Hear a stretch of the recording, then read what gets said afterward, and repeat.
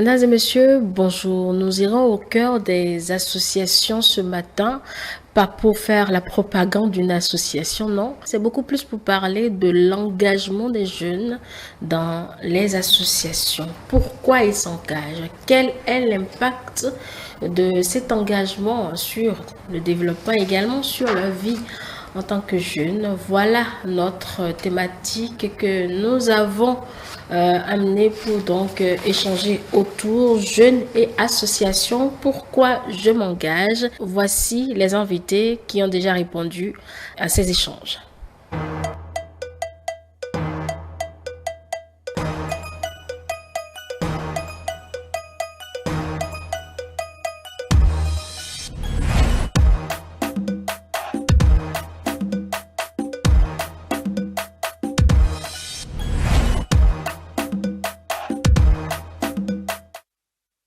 Devait être trois ce matin, mais un s'est excusé à la dernière minute. Monsieur donc Eugène Aguemon ne sera pas avec nous. Je vous présente ceux qui sont déjà là. Je suis avec Monsieur Gaudens Wessiono. Il est ingénieur en nutrition et sécurité alimentaire. Il est également jeune leader. Bonjour Monsieur Wessiono. Bonjour Madame la journaliste. Vous allez bien? Ça va? C'est un plaisir pour nous d'être avec vous. Le plaisir, il est partagé. Priez m'appeler Angèle, c'est beaucoup plus simple. Merci beaucoup.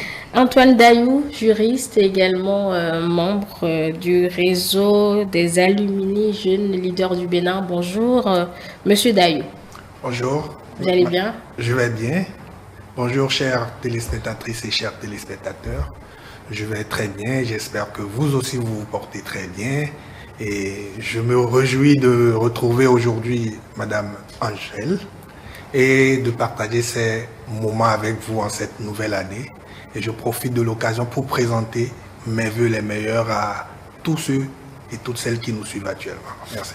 Il vous les retourne, vos vœux. Nous parlons de l'engagement. Pourquoi vous êtes-vous engagé dans vos réseaux? Ils sont nombreux ces jeunes à faire cette expérience-là, certainement pour un objectif précis. Est-ce que les objectifs sont les mêmes dans toutes les associations existantes? Certainement pas. Ils vont nous le dire puisqu'ils sont des jeunes engagés dans la vie associative. L'engagement associatif, c'est quoi selon vous, Monsieur Dayou? L'engagement associatif, c'est le fait pour une personne, peu importe son sexe, sa qualité, son âge, de se porter, de se rendre disponible pour pouvoir accorder de son temps à une association, à la communauté, pour soit le développement, soit l'essor, ou pour résoudre des problèmes spécifiques déterminés de la communauté. Les problèmes déterminés de la communauté. Oui. D'accord. Et Dieu sait qu'ils sont nombreux ces problèmes-là. On ne peut pas faire un engagement de façon générique, c'est-à-dire générale. C'est possible? Je ne pense pas qu'on puisse faire un engagement de façon générale. On a forcément un objectif en prenant cet engagement-là. Donc c'est cet objectif qui va déterminer au fait le type d'engagement qu'on veut bien prendre et la façon dont on veut accorder ce temps d'engagement-là qu'on veut accorder.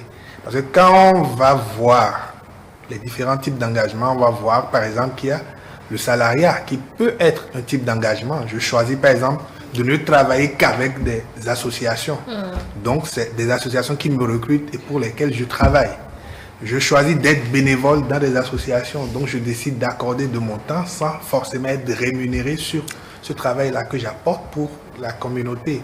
Je choisis d'être volontaire pour une association. Donc, là, par contre, on peut me rémunérer comme on peut ne pas me rémunérer pour le temps que j'accorde, mais toutes les fois on me sollicite, je suis disponible pour pouvoir faire le travail pour lequel je me suis engagé. Donc, il y a différentes manifestations de l'engagement et compte tenu des objectifs qu'on s'est fixés soi-même, on sait vers quel type d'engagement on peut se porter.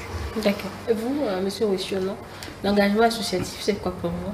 Alors, l'engagement associatif en tant que jeune, c'est militer au sein de Creuset. Il faut partir déjà de deux personnes qui partagent des objectifs de commun.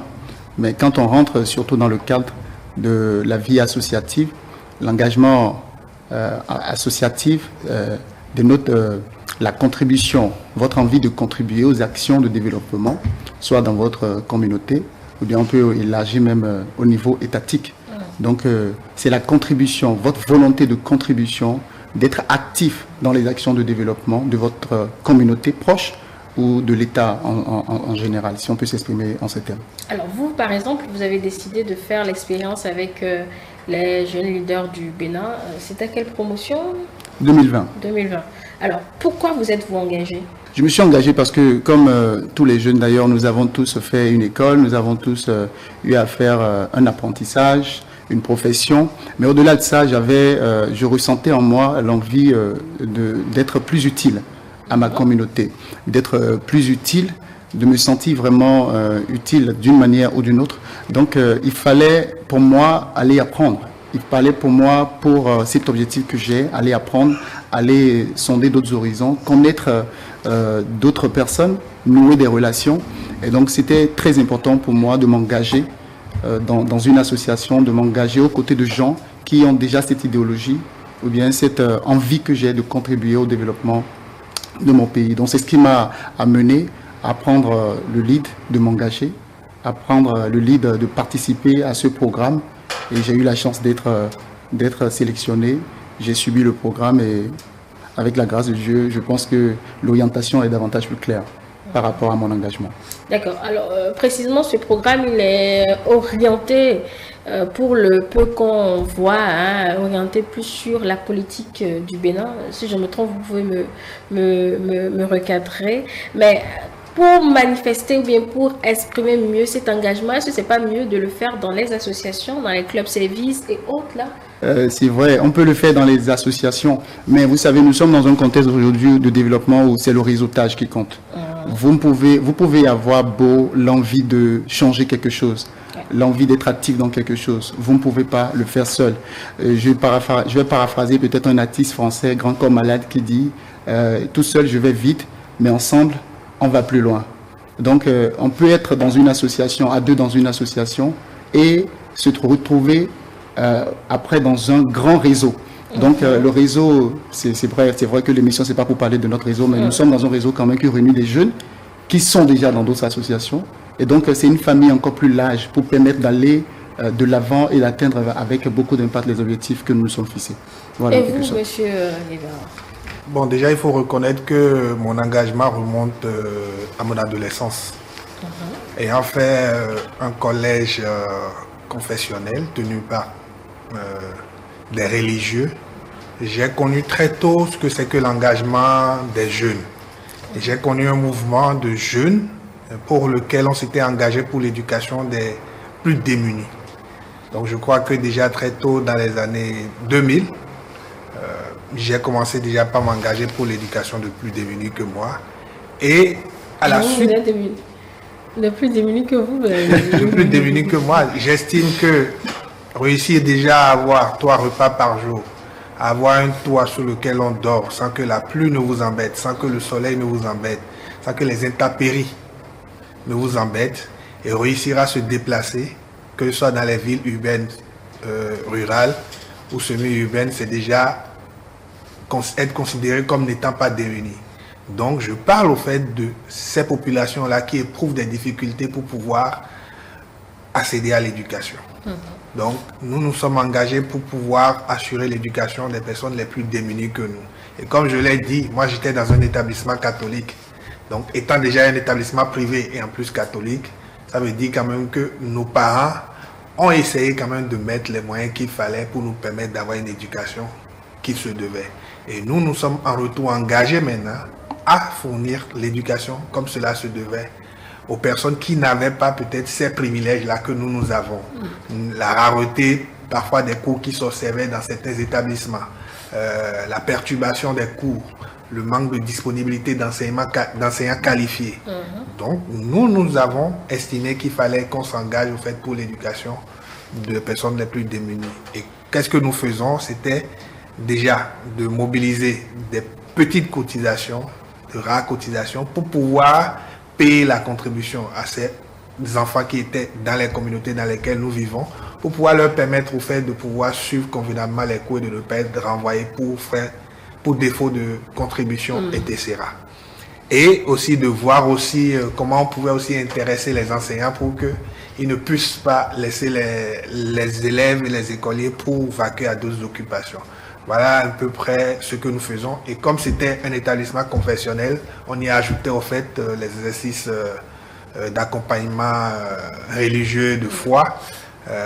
Ça nous permettait aussi de rencontrer aussi d'autres jeunes comme nous, puisque ceux qui nous gardaient avaient des établissements un peu partout dans l'Afrique de l'Ouest. Donc ça nous a permis quand même d'avoir un réseau tout le long de l'Afrique de l'Ouest, de connaître d'autres adolescents qui étaient dans ce contexte-là et qui faisaient le même travail que nous. Et nous avons appris au fait à nous connaître, à travailler ensemble. Voilà comment, par exemple, chez moi est né cet engagement-là. Et plus tard, quand je suis venu au collège et à l'université, l'engagement a continué. J'ai découvert, dans le cadre de mon désir de travailler pour une société, j'ai découvert, par exemple, que cette société avait un volet un peu social. Et je me suis beaucoup engagé pour ce volet social-là, où on travaillait avec des orphelinats. On leur apportait beaucoup de contributions, beaucoup de vivres, certains moyens financiers, des partenaires.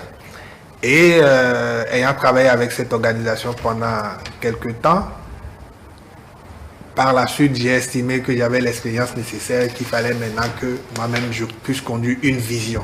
Et c'est dans la conduite de cette vision que nous avons réuni une équipe, nous avons travaillé. Et c'est le fruit du travail que nous avons fait durant toutes ces années que j'ai eu à présenter, par exemple, pour postuler au programme dont vous avez parlé un peu plus tôt et être retenu, par exemple, pour ce programme-là.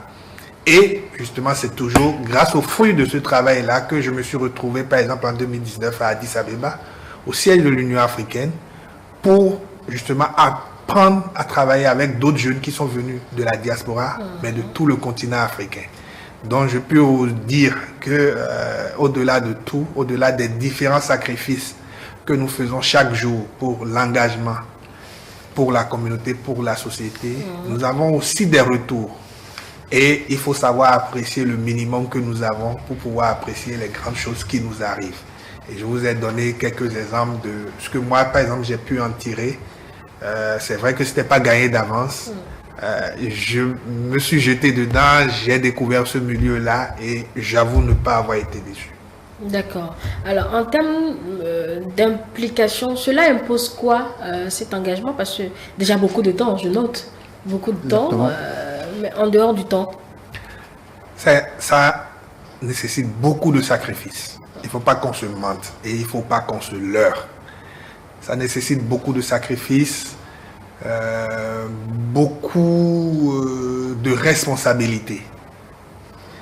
Et m'excuserez du peu, si vous n'avez pas encore le minimum, c'est difficile au fait de rester longtemps dans l'engagement. Par contre, comme je l'ai dit, votre engagement peut être que vous avez choisi d'être salarié dans le monde associatif. Et là, vous vous donnez les armes pour le faire. Et quand vous avez les armes pour le faire, vous allez être recruté et être payé suivant la grille et les pratiques qui se font dans le milieu. D'accord. Qu'est-ce qu'apporte l'engagement associatif pour vous, monsieur Wessiono? Qu'est-ce que vous donnez? Qu'est-ce que vous prenez? Comme l'a dit le président tout à l'heure, ce que vous donnez premièrement, c'est vous-même.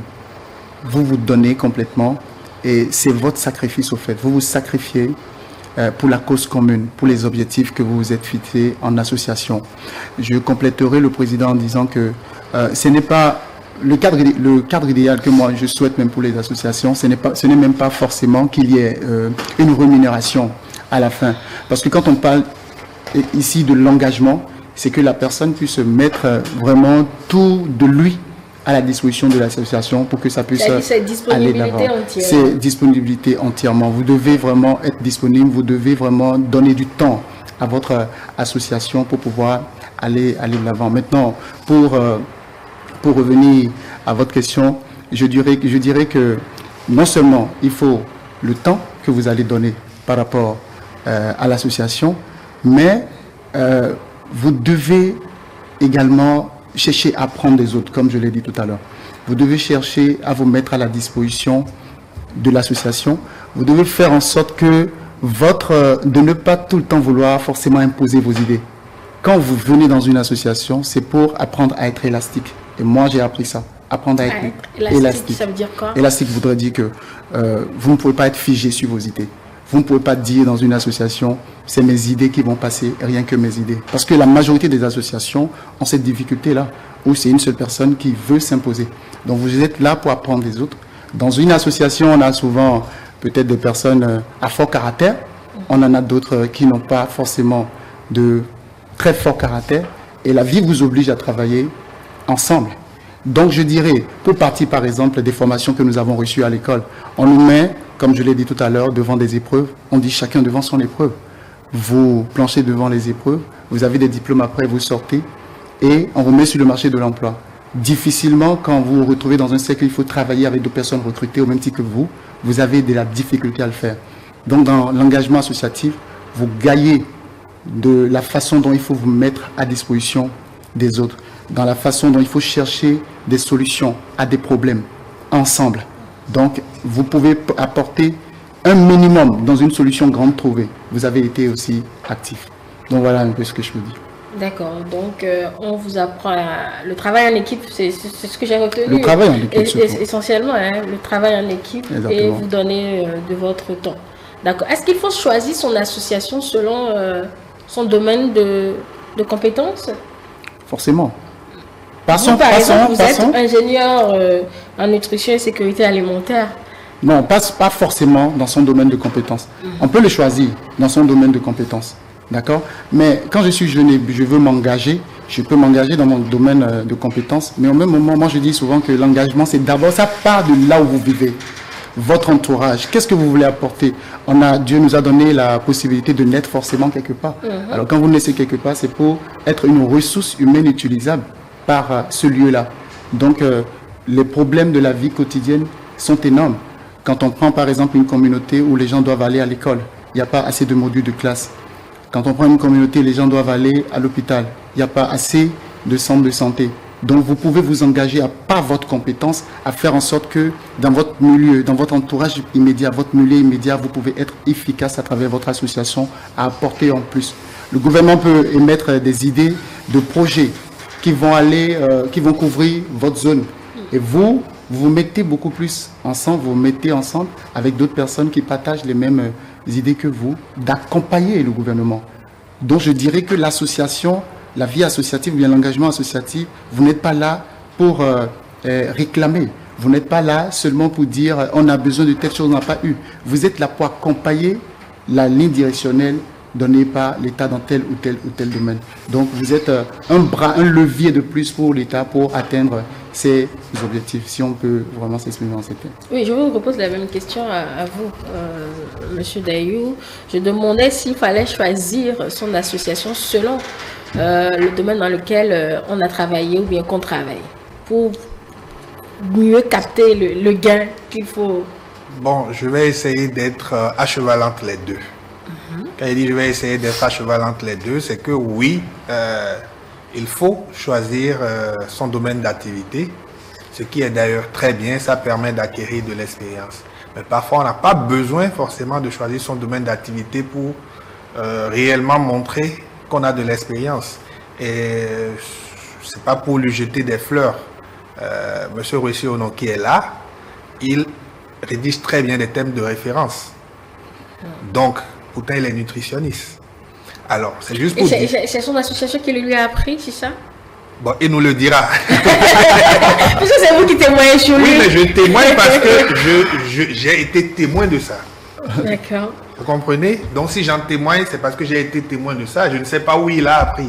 Mais une chose est sûre, c'est que j'ai pu le constater, par exemple, qu'il rédige très bien les thèmes de référence. Donc, c'est quand même fort utile aujourd'hui pour une association que de savoir rédiger des thèmes de référence, de savoir rédiger des projets et de savoir rédiger des budgets, parce que ça permet au fait d'aller à la conquête du financement et de pouvoir avoir des ressources. Donc, dans le cas d'espèce de M. Roissy-Ono, par exemple, nous ne sommes forcément pas une association spécialiste de nutrition. Mais pourtant, il arrive quand même à tirer son épingle du jeu parce que justement, il a cette ouverture d'esprit qui lui permet de ne pas être fermé, de se dire tant que ce n'est pas nutrition, je n'apporte rien, je ne peux rien faire, je ne peux pas faire grand-chose. Donc c'est juste pour dire qu'en réalité, toutes les expertises sont nécessaires dans toutes les associations. Il suffira juste de voir comment est-ce qu'on peut exploiter cette expertise-là dans l'association.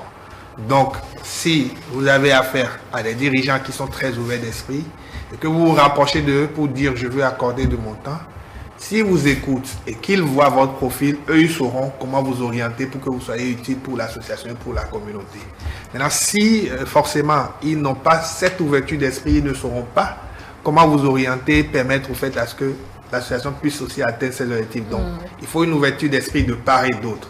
Parce que celui qui s'approche de l'association doit avoir son ouverture d'esprit et accepter que, bien qu'il soit de telle formation, qu'on puisse l'orienter vers telle autre. Et je vous ai donné un exemple précis que moi, par exemple, j'ai pu constater et apprécier. Donc, comme je le dis, c'est pas pour lui jeter des fleurs et c'est pas, c'est heureusement ou malheureusement, c'est sur un plateau, je le dis. Donc, c'est pas pour faire non plus des jaloux. Je n'ai fait que constater. Donc, voilà ce que je peux dire. Mais je voudrais rapidement revenir sur certains aspects sur lesquels M. Rossi, on a été passé un peu plus tôt, comme des qualités qui s'acquièrent le long de l'engagement en communauté, citoyen et tout le reste. Vous savez, par exemple, il y a des qualités comme l'empathie. Il y a des qualités comme le leadership. Il y a des qualités comme l'esprit d'écoute. Il y a des qualités comme la prise de parole en public, qui ne sont forcément pas des qualités qui s'apprennent le long du cursus scolaire. Alors que c'est des qualités, au fait, qu'on arrive à acquérir quand on est engagé. Et forcément. C'est beaucoup plus quand on est engagé qu'on les développe. D'accord. Et qu'on les acquiert, on les développe et on les renforce. Donc c'est pour ça justement que moi je recommande souvent aux jeunes et différentes personnes qui se rapprochent de moi de s'engager. Moi je ne veux pas savoir dans quelle association ils s'engagent. Je ne vais pas forcément leur recommander une association. Et si je devais recommander, souffrez que je leur recommande l'association que je connais le mieux, ou les associations que je connais le mieux. Donc, mais il faut toujours s'engager parce que ça permet d'acquérir des expériences. Moi, je vis des expériences extraordinaires de par ma vie associative et chaque jour, j'apprends. Chaque jour, j'apprends et j'apprends beaucoup de leçons. Comment est-ce qu'il faut monter une équipe? Comment est-ce qu'il faut travailler avec une équipe? Est-ce que c'est avec tout type de personnes qu'il faut travailler? Est-ce que c'est avec tout type de personnes qu'il faut composer? Donc, c'est des leçons qu'on apprend chaque jour et qui te permettent au fait de pouvoir te préparer dans le futur pour pouvoir réussir, que ce soit professionnellement, que ce soit politiquement, que ce soit dans la vie associative. Mais je tenais à rappeler qu'on ne s'engage pas forcément en tant que jeune dans la communauté, dans une association, pour forcément faire de la politique. On peut s'engager pour acquérir de l'expérience professionnelle et faire valoir cette expérience professionnelle là plus tard pour occuper de très bons postes. Je connais aujourd'hui des jeunes qui, parce qu'ils ont été présidents d'organisations de jeunes, d'associations de jeunes, sont aujourd'hui dans des organisations internationales en tant qu'experts et spécialistes des questions de jeunesse et de jeunes. Je donne ces exemples-là juste pour attirer l'attention sur le fait que ce n'est pas forcément tous les jeunes qui s'engagent qui ont forcément l'ambition de faire de la politique. Et il y a d'autres jeunes aussi qui s'engagent parce qu'ils ont l'ambition de faire de la politique. Ça leur permet de créer un parcours, d'apprendre et de se développer. Mais il y a aussi d'autres qui arrivent à exploiter. Et même dans le curriculum vitae, dans le CV, vous pouvez vendre au fait ce temps-là que vous avez accordé à la communauté, que vous avez accordé à l'association. Le plus important, c'est de savoir vendre cette expérience-là et pouvoir se faire valoir comme cela se doit sur le plan professionnel. Bon, c'est pas que je veux jeter le pavé dans la main, mais quand on prend certaines associations et qu'on considère la guerre de leadership pour pouvoir occuper le poste de président, vice-président, etc., on vous dira que c'est beaucoup plus politique, monsieur Guevara, que citoyen, mais le côté que vous abordez aussi est existant. Oui, mais ce n'est pas seulement le poste de président qui constitue forcément les guerres de querelles ou de personnes, etc. Il y a le poste de trésorier, par exemple. C'est quand même la caisse. C'est celui qui détient les ressources du réseau. Il y a d'autres postes stratégiques comme le secrétariat général aussi, où c'est celui ou celle qui détient les rapports d'activité, les documents fondamentaux de l'organisation. Donc, en réalité, au fait, tout lieu ou toute question qui amène à ce que on exerce le pouvoir, qu'on ait le pouvoir et qu'on l'exerce, suscite forcément des mécontentements, des interrogations, des envies et des conflits. Le tout est de savoir comment gérer, comment s'adapter, pouvoir gérer. Vous savez, quand il y a une élection dans une organisation, ce n'est pas forcément tous ceux qui ont voté pour l'équipe qui est en place. Il y a ceux qui n'ont pas voté pour l'équipe qui est en place et qui sont là et qui veillent, pas forcément au grain, mais qui veillent pour peut-être voir ce qu'eux ils peuvent faire pour pouvoir montrer qu'ils avaient raison de ne pas avoir voté. Mais dans le même temps, il y a ceux qui sont là et qui vont aussi montrer que oui, ils ont eu raison de voter pour l'équipe, pour que l'équipe puisse faire son travail. Donc tout ça là, en fait, c'est parfois des conflits d'intérêts, des conflits de compétences, des conflits, des égos qui parfois ne disent pas son nom. Cela ne devrait pas être. Et c'est peut-être là que parfois on l'assimile à des intrigues politiques. C'est toutes ces choses qui existent dans les associations et qui font qu'on doit y aller pour y apprendre. Il faut que tous ces facteurs que nous venons de citer, peut-être la jalousie, l'envie d'occuper tel poste alors que c'est l'autre qui occupe et tout. Donc c'est tout ce foutu-là. Je dirais que la vie associative, le contenu ou bien l'intérieur, c'est un marché sur lequel vous vous rendez pour aller apprendre à vous rendre serviable, en quelque sorte, à donner de vous-même, à être vraiment à la hauteur du sacrifice qu'il faut, vous oublier vous-même et apprendre de tout ça, apprendre de tout ce que vous voyez comme contenu là pour pouvoir aller de l'avant ou bien pour pouvoir rendre ça disponible pour votre propre vie professionnelle. Donc, on va évacuer cette question-là très rapidement. C'est votre engagement dans votre association qui vous a amené à savoir comment rédiger, comme M. Daï le disait, le thème de référence, ou bien vous l'avez déjà appris ailleurs? En fait, je pose la question pour qu'on constate réellement les impacts directs sur vous, jeunes, qui vous engagez, avant qu'on ne parle des impacts sur le développement. Je dirais l'essayage à répétition. Et pour pouvoir essayer à répétition, moi je dis souvent il faut essayer à plusieurs endroits. Donc j'ai milité dans des associations, j'ai eu à travailler à 2 avec des gens, à 3, à 4. Et il fallait, pour aller chercher peut-être un minimum d'argent de financement pour telle idée que nous voulons mettre en place, rédiger quand même un petit projet ou bien rédiger quand même un petit document pour expliquer de quoi il s'agit, présenter le budget de quoi il s'agit. Donc à force de le faire de façon répétée dans ces associations-là, on apprend. On a cette acquisition de compétences qu'on peut mettre un temps soit peu après à la disposition de ses propres expériences professionnelles. Donc j'ai appris en essayant, en répétant plusieurs fois et c'est comme ça que ça m'a permis. Et ça répond à des standards, c'est ça. Hein? C'est pas comme si on prend une feuille vierge, on dit tout ce qu'on veut dire et puis on passe à autre chose. Ça répond à des standards. Ça répond à des standards et je dirais même d'une organisation à une autre. Parce que si vous savez le faire pour un type d'organisation donnée, et que vous savez le faire également pour un autre type d'organisation, ça fait déjà 2. 2 plus 1, plus 1, plus 1, vous allez évoluer. Et puis c'est vous, à travers les associations, la vie associative, qui élargissez votre champ de compétences, votre champ d'expérience. Arrivez-vous à toujours vendre ces acquis-là que vous prenez en travaillant à plusieurs, travaillant en équipe, en apprenant des uns et des autres? Arrivez-vous toujours à vendre cela? Comme on l'a dit tout à l'heure, tout ce que moi j'ai eu à apprendre, le président l'a dit tout à l'heure, je le remercie. Je le remercie qu'il me sent, il a vu que j'ai un peu de la capacité dans un domaine donné. Ben, ça là, je le mettrai à la disposition de la structure pour laquelle je travaille. Donc, parmi les critères que la structure a vu en moi lors de mon entretien, il y a bien cela. D'accord, il y a bien cela. La façon peut-être de prendre la parole aussi, la façon d'aborder les sujets avec beaucoup de sérénité, avec beaucoup de calme. Tout ça, là, c'est des choses qu'on a acquéries dans les associations.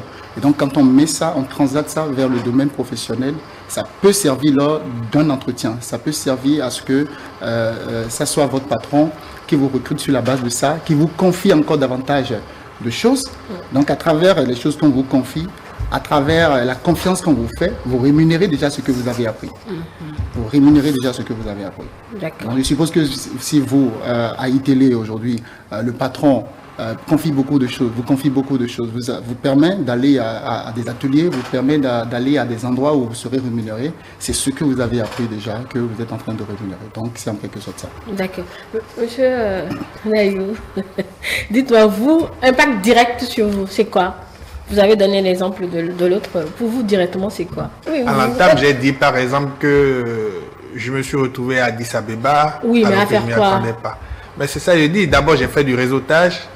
Deux, j'ai été encore plus formé. En quoi? On a été formé sur l'engagement communautaire et le plaidoyer.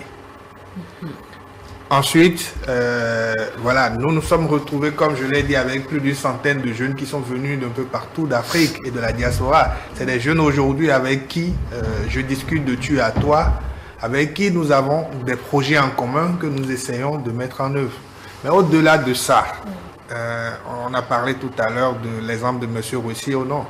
Moi, par exemple, j'ai eu à accompagner plusieurs organisations dans l'enracinement de leur organisation. Donc, la rédaction de leur statut, règlement intérieur et le processus d'enregistrement. Et à chaque fois, je me portais volontaire pour le faire. Mais aujourd'hui, par exemple, je demande à des associations qui me contactent, ça et là, vous voulez que moi je vous accompagne, mais je gagne quoi? Donc, tout au moins mon déplacement, mes frais de communication, etc. Voilà, donc je peux dire qu'aujourd'hui, en termes d'impact, j'ai un certain impact direct qui est financier, mais l'autre chose, je continue toujours d'apprendre. Et quand il dit je continue toujours d'apprendre, par exemple, c'est grâce à ce contact permanent que je maintiens avec les associations et les autorités politico-administratives que j'ai su, par exemple, qu'il y avait déjà une certaine réforme qui a été faite où avant on parlait de commissariat aux comptes, aujourd'hui on parle beaucoup plus de conseils de surveillance. Exactement. Donc, beaucoup de gens ne savent parfois pas que en temps il y a eu des réformes et que tout a changé. Donc, c'est toujours ça de gagner. Je peux vous assurer que quand vous vous engagez en communauté, vous avez forcément quelque chose que vous gagnez. Mais c'est à vous maintenant de savoir le vendre. Et comme je le dis aujourd'hui, moi, je vends cette capacité-là pour moi d'accompagner, de conseiller les organisations à se faire connaître vis-à-vis des autorités politico-administratives, mais aussi à mieux s'organiser, à se structurer et à grandir. C'est-à-dire qu'on peut être chômeur et grâce à la vie associative devenir un employé? Mais tout à fait. Oui. Grâce à la vie associative, vous allez devenir par exemple consultant, vous allez développer votre expertise et la vendre. Aujourd'hui, par exemple, je vais donner des formations à la communauté, que ce soit dans nos langues locales, que ce soit en français. Voilà. Donc, au-delà du simple fait d'accompagner les gens dans ça, je fais aussi ces sensibilisations-là qu'on fait au sein de la communauté. Et en partant déjà de moi-même, ma compétence de base, mais en partant aussi des expériences que j'ai acquises. Je vais vous raconter une anecdote. Pendant de 2011 à 2018, 7 ans. De 2011 à 2018, j'ai fortement travaillé avec une association qui luttait,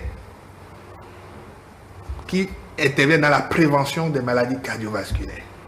Donc j'ai eu le temps de travailler avec des cardiologues, des médecins, des étudiants en médecine, des nutritionnistes, des kinésithérapeutes. Donc tout ce monde-là en fait qui gravite dans la prévention et la prise en charge et tout ce qui suit après. Donc à force de les écouter, à force de parler de prévention, à un moment donné, j'intervenais sur des médias et je crois quand même que mon message était assez cohérent parce que je ne suis pas encore intervenu. On m'a déjà dit, bon, ce que tu viens de dire là, tu es passé à côté. Mais ce n'est pas pour me jeter des fleurs. Mais je dis, à force de côtoyer ce monde-là, j'ai quand même pu réussir à tenir un message qui était assez cohérent. Et avoir aussi des éléments de langage en matière sanitaire. Voilà. Mais mieux, c'est que moi, j'essayais quand même d'adapter mon message à la communauté. C'était pas, par exemple, Quand il dit essayer d'adapter dans le domaine médical, on va parler de prise en charge. Mais là, pour la communauté, on dira que voilà, tu es tombé malade, tu es allé, on a pris soin de toi, on t'a soigné et puis tu es rentré chez toi. Donc, quand je suis dans ce domaine avec les spécialistes, je vais parler de prise en charge. Mais quand je ne suis pas avec les spécialistes et que je suis dans la communauté, je vais expliquer ça comme ça pour que la communauté puisse comprendre. Et forcément, le spécialiste, quand il est sur le média où il est en communauté, parfois ça ne lui vient pas à la présence d'esprit de pouvoir détailler comme ça comment cela se doit. Et la majorité des étudiants en médecine ayant fini, parfois on se retrouve et ils me demandent, mais vous êtes de quelle promotion à la FSS? Vous avez fait, je dis non, je suis le seul étudiant à ne pas avoir fait la FSS, mais je gravite autour de vous, je suis là. Donc voilà un peu des petites anecdotes que j'ai eues grâce à des expériences que j'ai acquises dans l'engagement communautaire. D'accord. Est-ce que c'est cela qui fait de vous de jeunes leaders, puisque c'est le nom de votre association? Est-ce que c'est cela qui fait justement de vous de jeunes leaders? Ce qui fait de nous des jeunes leaders, c'est surtout, comme je vous l'ai dit, la capacité à se sacrifier, à se donner à travers une association et à avoir la volonté de contribuer à ce que l'État fait déjà. Avoir la volonté de sortir de sa zone de compétence. Vous dire, je vais aller être utile ailleurs sans forcément espérer quelque chose en retour. Vous êtes leader lorsque vous avez une vision et vous travaillez pour cette vision ensemble, à telle enseigne que quand même vous n'êtes plus là, d'autres personnes continuent de travailler pour vous. Donc peut-être nous on n'a pas encore peut-être atteint ce type de leadership où d'autres personnes continueront nos visions après, mais nous sommes ancrés sur cette ligne-là et c'est sur ça que nous devons travailler. Donc c'est ce qui doit faire de nous des jeunes leaders et c'est ce pourquoi nous nous battons pour que nous soyons vraiment appelés des jeunes leaders. Je repose la question en la reprécisant. Est-ce que ce sont toutes ces capacités acquises qui font peut-être de l'engager un leader, parce qu'il n'y a pas que votre association, il y a plusieurs autres associations, on ne peut pas permettre de toutes les citer ici parce que Dieu sait qu'elles sont nombreuses, mais est-ce que ce sont ces potentialités ou bien ces capacités qui font peut-être du jeune qui est sur le marché un leader, monsieur Ndayou? Bon, vous savez, c'est... Parce qu'on attend un leader, je ne sais pas, leadership féminin, c'est jeune leader, ou leadership politique. C'est leadership politique. Leadership économique. Le terme est tellement galvaudé également, on se perd dedans. Donc voilà en fait l'angle de ma question. Non, c'est même pour ça que j'ai semblé un peu être amusé. Pas parce qu'elle était drôle, votre question, mais j'ai semblé être un peu amusé parce que les définitions du leadership varient d'un auteur à un autre. D'une école à une autre et d'une conception à une autre. C'est très difficile au fait aujourd'hui de retenir une définition consensuelle du mot leadership. Mais une chose est sûre, un leader, c'est quelqu'un qui a forcément une vision et qui fédère autour de lui toute la capacité nécessaire, que ce soit les ressources humaines, financières ou en nature, pour pouvoir conduire à bout cette idée. Mieux, comme M. Russiono l'a dit, même quand il n'est pas là, c'est que la structure mise en place doit être en mesure de pouvoir continuer. Et je crois bien que dans le processus de sélection des jeunes que nous sommes dans le programme pour lequel on nous a identifiés comme étant, c'est que en présentant nos profils et nos candidatures, nous avons pu démontrer quand même que nous apportons un plus dans nos communautés, que nous créons de l'impact et que sans même être là, l'impact que nous avons créé continue à être. Je voudrais bien vous demander une journée type dans une association, ça ressemble à quoi? Systématiquement à une formation? Une journée type dans une association, ça ressemble à de l'apprentissage. Ce n'est pas un regroupement qui a rapport avec votre vie professionnelle. Déjà, ce n'est pas tous les jours que vous êtes appelés à vous réunir, forcément. Mais quand vous allez passer une journée ensemble par rapport à un programme ou bien, je vais dire, une activité que vous voulez mettre en œuvre ou bien à faire le suivi de la planification que vous vous êtes donné par rapport aux actions, il faut forcément de la concentration de tout le monde. Il faut la présence de tout le monde. Donc, une journée dans une association où vous allez vous retrouver et travailler, tout le monde doit être concentré, tout le monde doit pouvoir apporter en plus. Et comme je l'ai dit tout à l'heure, il ne s'agira pas de s'imposer d'une façon ou d'une autre. Qu'à l'avance, déjà, on sait par quoi on veut l'occuper. Même si ce n'est pas un scénario, on sait déjà par quoi on veut l'occuper.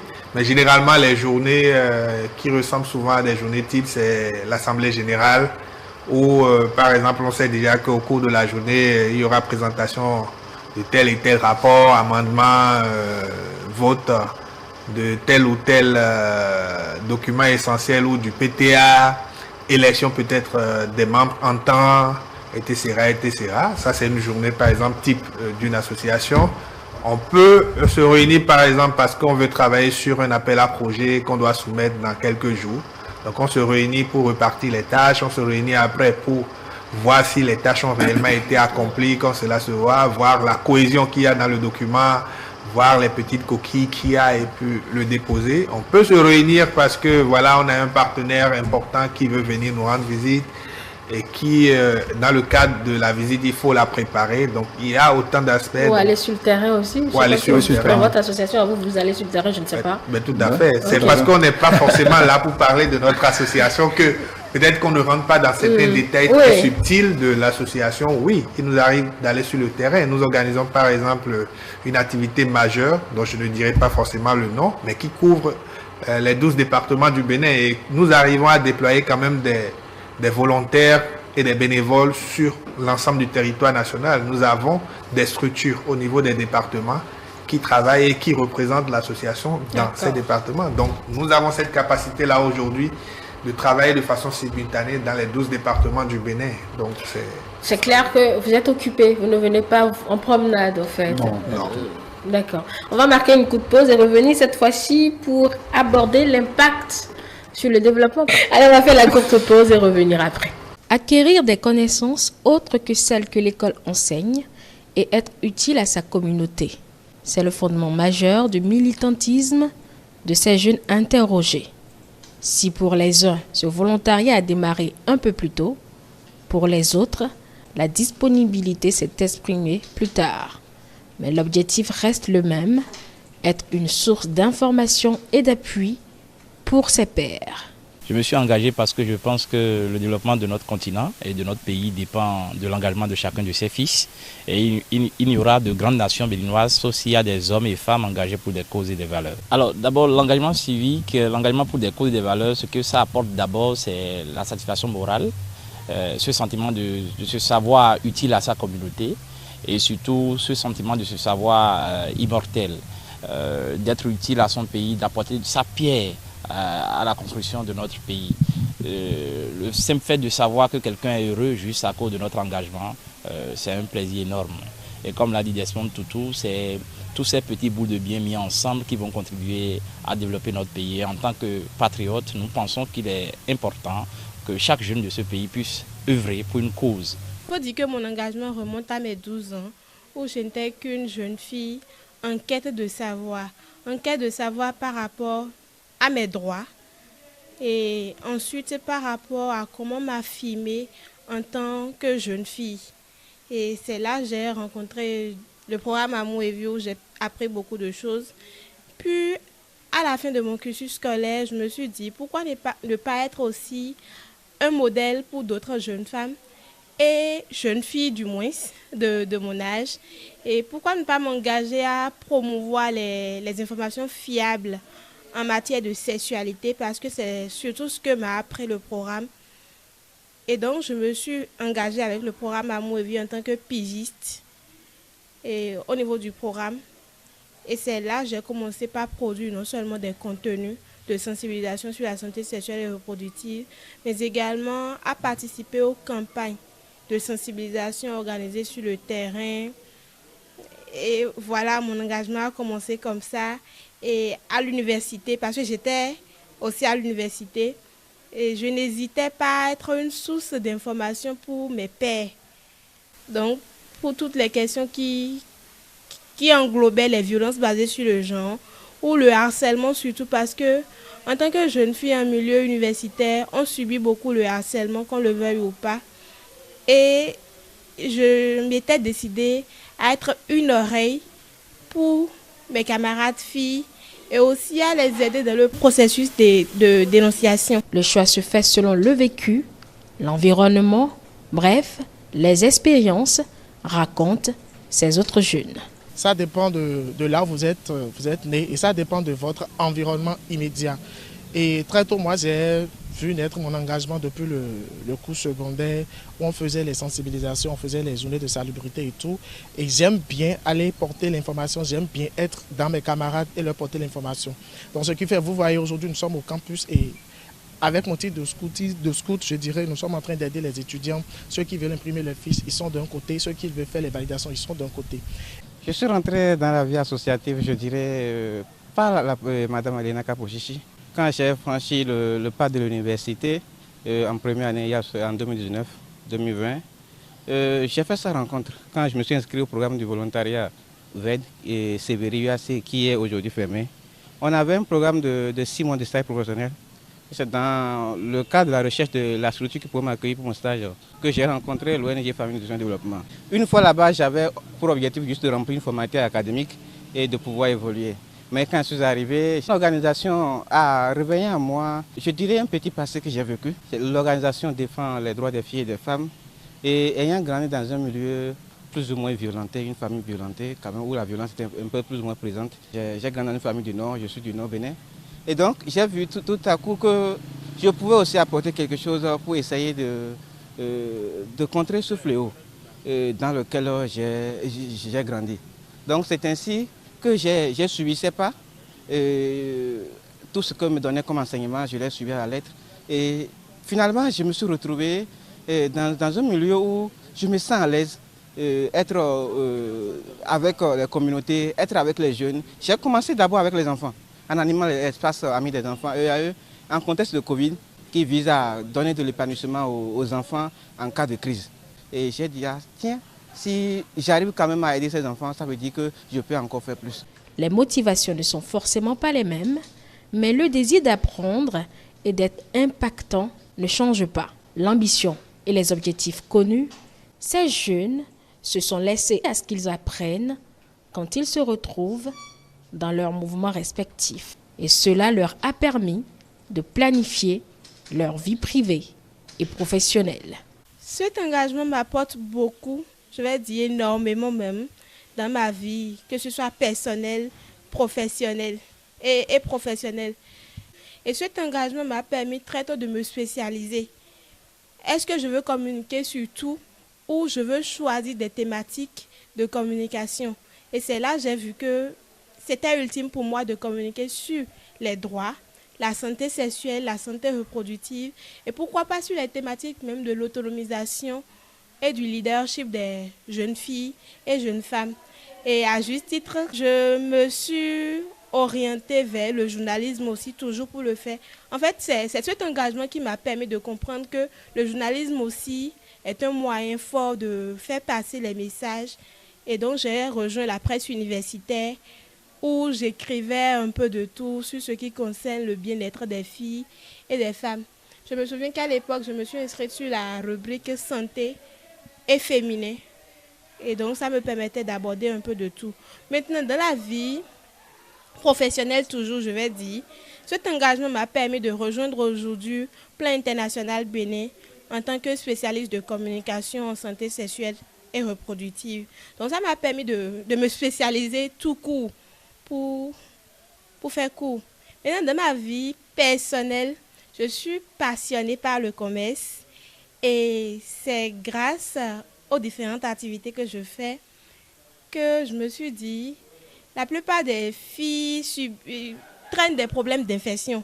Voilà, je vais dire, la plupart des filles traînent des infections et elles finissent à peine le traitement et le cycle d'infection reprend. J'ai compris en tant qu'experte en santé sexuelle et reproductive que c'était dû aussi aux dessous, la qualité des dessous qu'elles utilisaient. Et donc, pour les aider, j'ai proposé des lingeries, pour la plupart du temps en coton. Et après juste les traitements, parce qu'on faisait le counseling au niveau du programme Amour et Vie. Donc après le référencement vers les cliniques pour le traitement de leurs diverses infections, moi je leur proposais le changement de leur lingerie. Et ça aide beaucoup aussi, il y a beaucoup de femmes qui ont témoigné.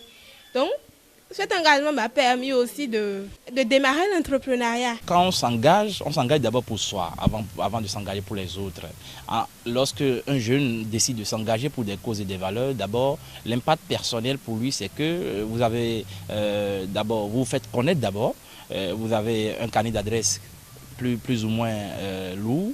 Vous avez un réseautage en fait que vous pourriez utiliser lorsqu'on sait que ce monde aujourd'hui c'est un monde qui s'appuie surtout sur le réseautage. Donc à travers l'engagement, vous intégrez un réseau de jeunes comme vous qui s'engagent pour des causes données et ça pourrait vous être utile sur le plan professionnel ou quand même sur d'autres plans. Voilà. Oui, de mon côté par exemple, à travers mon engagement pour la cause de l'éducation, l'incitation des apprenants à l'amour des sciences, technologie, ingénierie et mathématiques par exemple, ça m'a permis de rencontrer des personnes extraordinaires qui sont aussi dans la même dynamique que moi. Ça m'a permis surtout d'intégrer un réseau, par exemple le réseau des jeunes leaders du Bénin aujourd'hui, un réseau dans lequel il y a plein de talents qui ont des compétences diverses. Et ces compétences, quand j'en ai besoin par exemple, je n'ai plus besoin de forcément dépenser ce que je devrais dépenser initialement si je ne les connaissais pas, mais juste parce que je suis dans le réseau, aujourd'hui ça me profite. Et quand je vais dans le Yali où je suis le chargé de programme engagement civique par exemple, je peux vous dire que ce réseau m'est tellement important aujourd'hui, juste parce qu'un jour j'ai décidé de m'engager. Voilà. Mais à la deuxième année, tout de suite elle m'a dit, mon Nana, est-ce que tu pourrais t'inscrire en sociologie?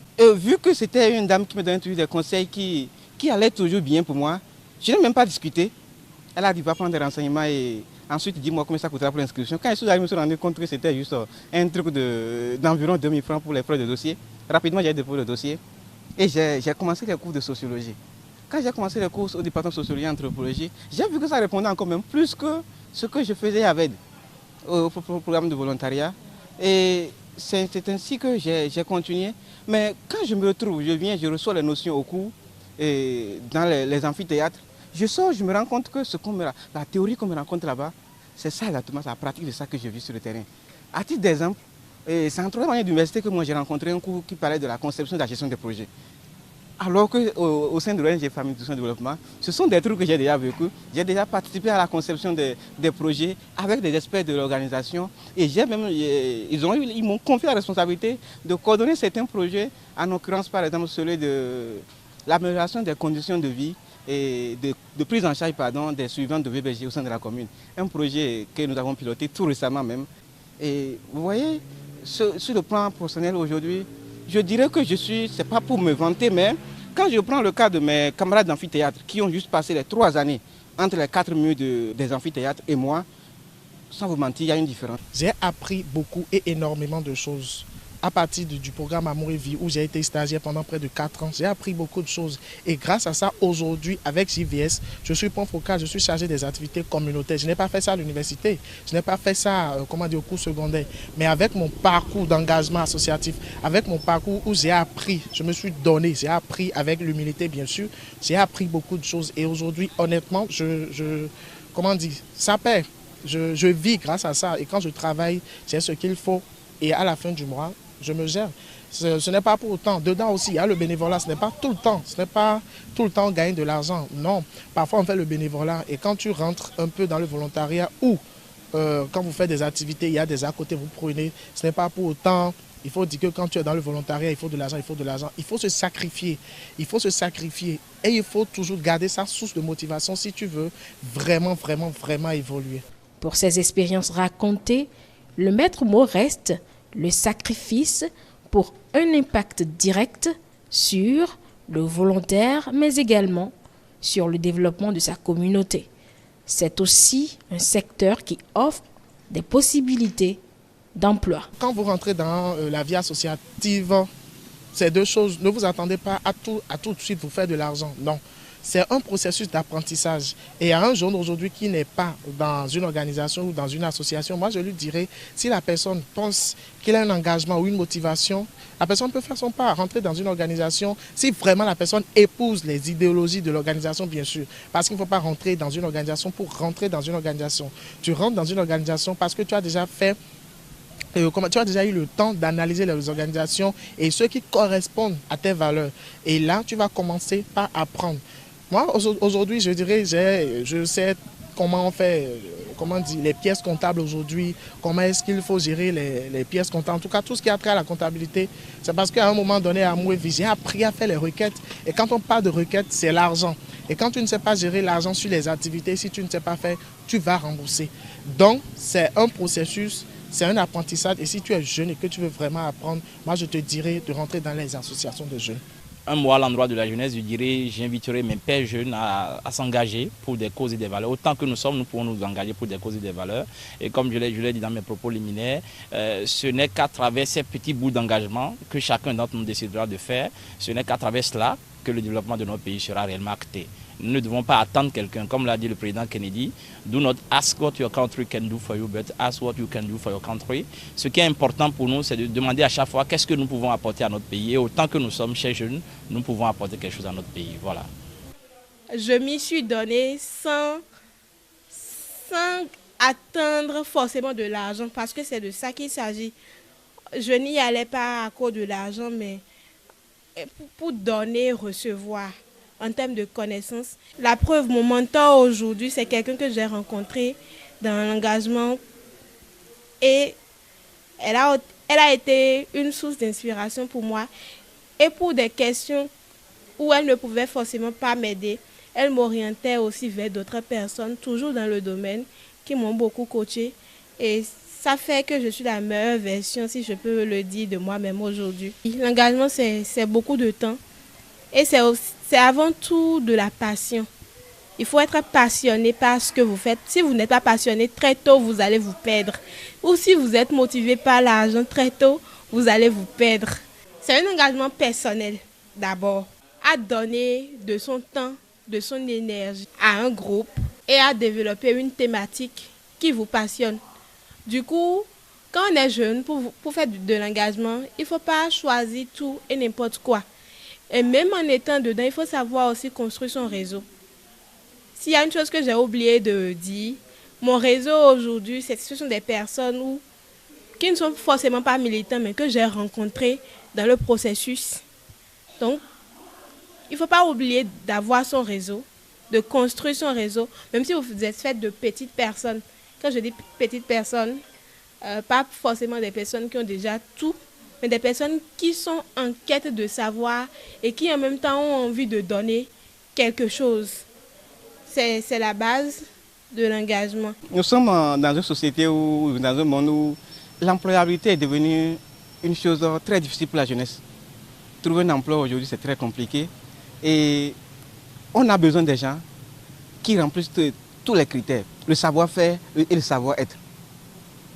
Et le volontariat, c'est la meilleure porte aujourd'hui. C'est la meilleure porte pour s'épanouir d'abord sur le plan personnel, parce que quand vous sortez, vous rencontrez d'autres jeunes comme vous vous rendez compte que oui, il y a des jeunes quelque part qui sont en mesure d'apporter un plus. Vous renforcez vos capacités, vous créez une synergie d'action avec ces jeunes-là et ça vous permet à vous aussi de faire un réseautage. Et demain, quand vous regardez même aujourd'hui nos dirigeants, ce sont des gens qui ont été des camarades par le passé, des camarades d'amphi, d'université, ici, par là. Vous formez un réseau avec des gens qui vous connaissent et demain sont en mesure de dire oui, tiens, telle personne, nous avons eu à travailler sur tel front, je peux quand même lui appeler à mes côtés pour qu'on puisse évoluer ensemble. Donc le volontariat aujourd'hui est une porte de sortie pour tous les jeunes qui veulent vraiment se faire une carrière dans la vie professionnelle. Rappelons que la vie associative repose sur le service. On y apprend des valeurs telles que la solidarité, l'entraide, le respect, le civisme. Le but principal est d'aider les jeunes à former leur caractère et à construire leur personnalité. Cela contribue également au développement physique, mental et spirituel du jeune volontaire. Voilà, retour sur ce plateau après donc cet élément d'autres membres d'associations, d'autres jeunes engagés qui parlent de leur expérience et dire donc que ce n'a que des avantages, mais beaucoup de sacrifices en amont. Maintenant, je vais vous laisser partir. Merci beaucoup, chers invités. Mesdames et messieurs, merci de nous avoir suivis. C'est fini pour l'émission du jour. Moi, je vais vous retrouver demain si Dieu le veut. Passez une très belle journée et à demain.